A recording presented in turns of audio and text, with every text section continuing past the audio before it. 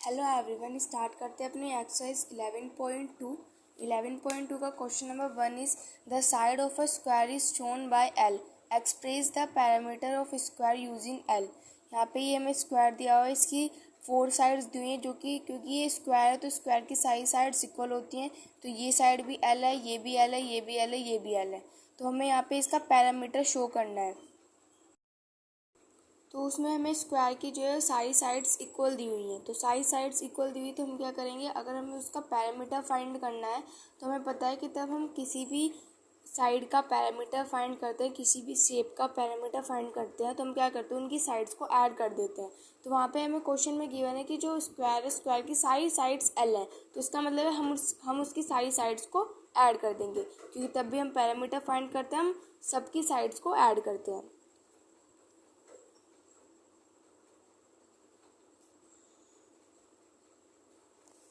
Four sides होती है square में, और स्क्वायर की 4 साइड्स जो है एल एल एल एल दी हुई है। तो इन सबको हम यहाँ पे ऐड करेंगे तो कितना हो जाएगा हमारे पास 4L, और यही इसका आंसर हो जाएगा। Question number 2 is the side of a regular pentagon is noted by L.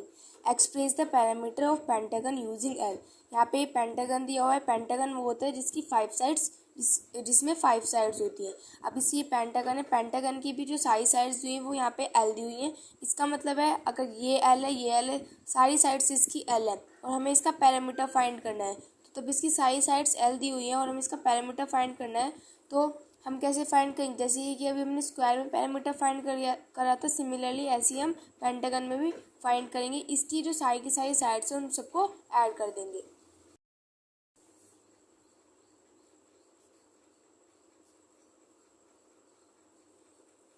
तो यहाँ पे 5L लिख लिया है, क्योंकि पेंटागन में 5 साइड्स होती हैं। अब इन सबको ऐड करेंगे तो यह हमारे पास आ जाएगा 5L। Question number 3 is the side of a regular octagon is denoted by L. Express the parameter of octagon. Octagon वो होता है जिसकी 8 साइड्स होती हैं। अब यहाँ पे ये ऑक्टागन दिया हुआ है, इसकी भी सारी साइड्स इक्वल गिवन है, तो इसका मतलब है तब हम इसका पैरामीटर फाइंड करेंगे तो इसकी सारी साइड्स को ऐड कर देंगे। इसमें 8 साइड्स होती हैं।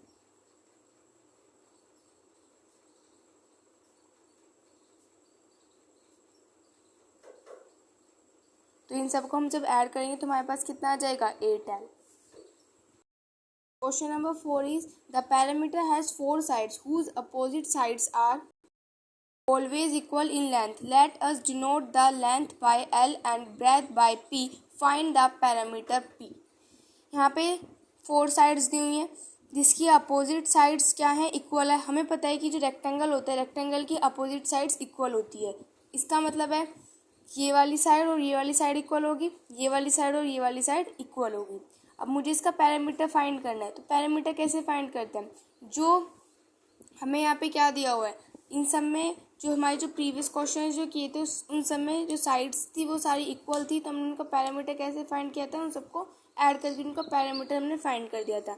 यहाँ पे इसकी साइड जो है अलग है, और हमें पैरामीटर ऑफ रेक्टेंगल का फॉर्मूला पता है, जो कि क्या होता है 2L + B होता है। तो यहाँ पे यही फॉर्मूला लगेगा कि पैरामीटर ऑफ रेक्टेंगल क्या होता है, 2L + B होता है।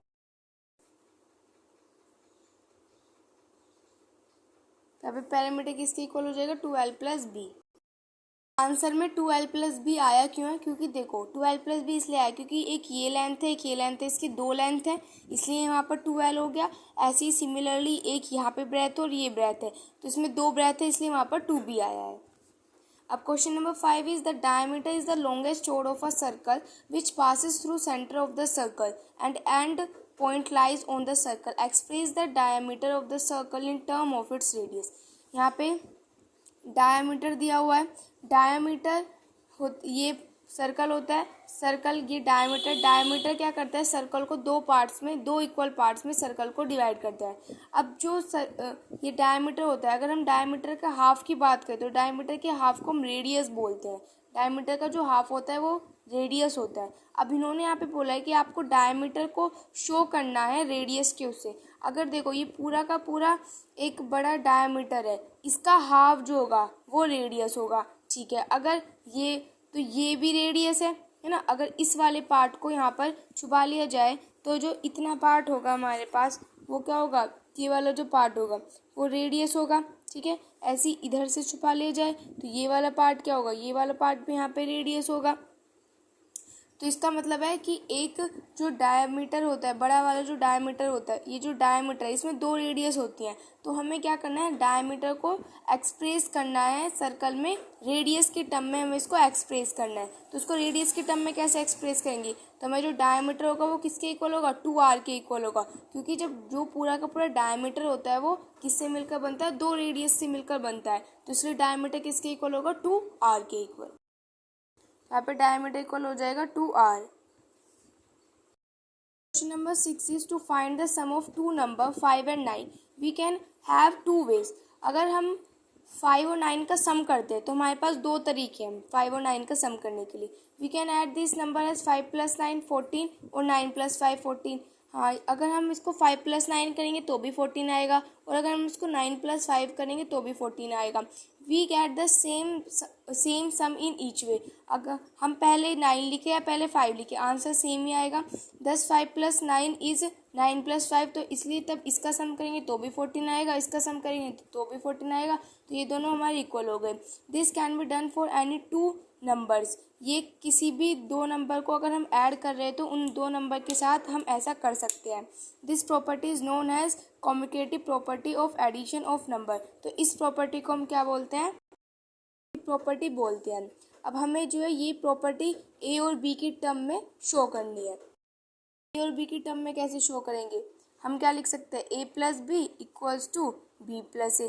जैसे कि क्वेश्चन में लिखा हुआ था कि हम 5 + 9 लिखें तो भी हमारा 14 ही आएगा, या फिर 9 + 5 लिखें तो भी हमारा 14 ही आएगा। ऐसे ही अगर हम इसे a और b की टर्म में करेंगे तो हम इसको क्या लिख सकते हैं, a + b भी लिख सकते हैं और b + a भी लिख सकते हैं, आंसर सेम ही आएगा। तो यहाँ पे हमारी एक्सरसाइज 11.2 होती है फिनिश। अब हम स्टार्ट करेंगे अपनी new exercise but in the next video.